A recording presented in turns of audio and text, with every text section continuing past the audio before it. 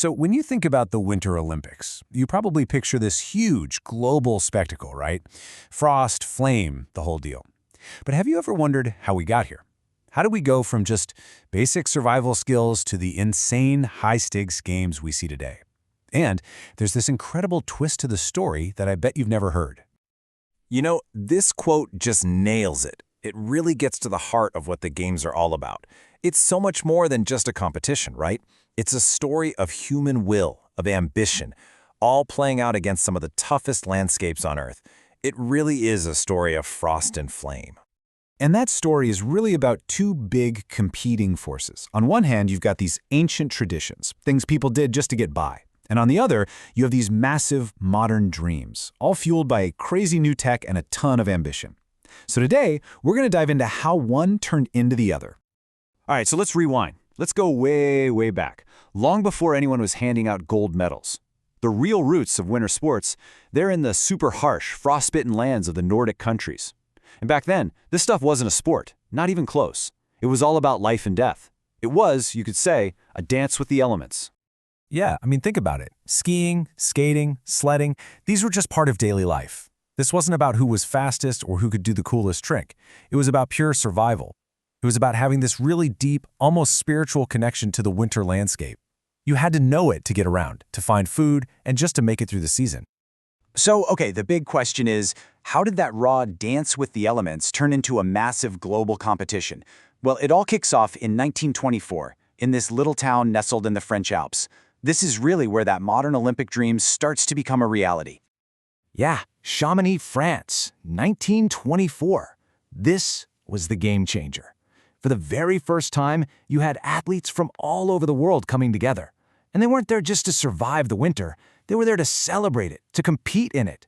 This was it, the official moment when a local tradition became this huge, celebrated international spectacle.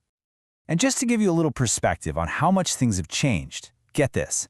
That very first Winter Olympics, it had just 16 events. 16. I mean, that's a world away from the gigantic show we know today, right? Okay, so how on earth did we get from a quiet little 16-event competition to the global behemoth we have today? Well, the answer really comes down to four major things, four key drivers that totally reshaped the games. And here they are. First up, you've got way more events. Things like the biathlon and especially snowboarding brought in a whole new, younger crowd. Then you've got huge social and political shifts. The Cold War, for instance, turned the games into this political battleground, where a gold medal was a massive symbol of national pride. Then there's technology. I mean, artificial snow, global TV broadcasts, they completely changed how we watch and experience the games. And finally, you have these specialized training grounds, like the Rockies in the US, that became these almost mythic forges for creating champions.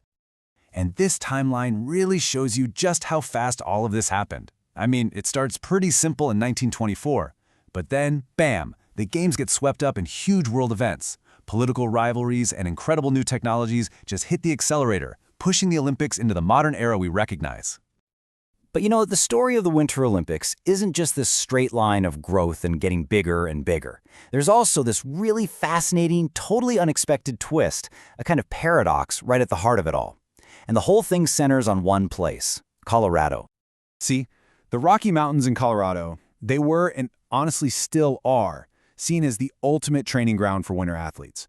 The super rugged terrain, that thin air, the pure challenge of it all, it just forges champions.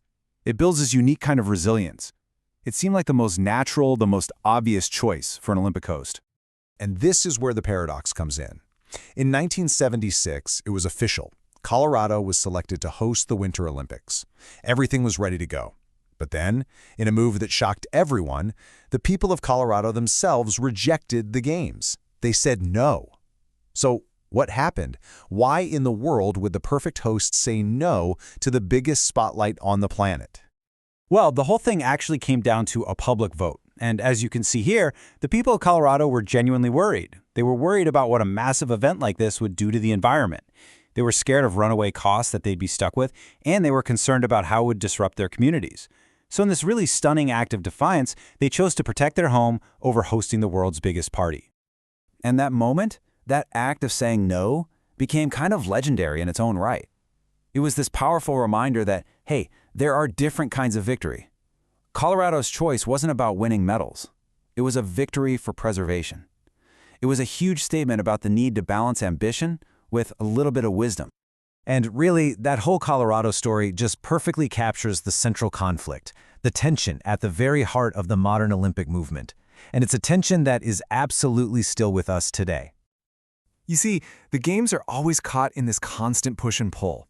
On one side, you have the pure love of the sport, that ancient spirit of endurance we talked about. But on the other side, you've got these relentless modern pressures, money, politics, and this constant demand for a bigger, better, more incredible spectacle every single time. And so, that brings us to the big, final question, doesn't it? As our technology gets crazier and the sheer scale of the Games just keeps expanding, how do we keep that flame of ambition burning bright without, melting the very snow and spirit that started this whole thing? That's the paradox at the heart of the Winter Olympics, and it's the question that's going to define its future.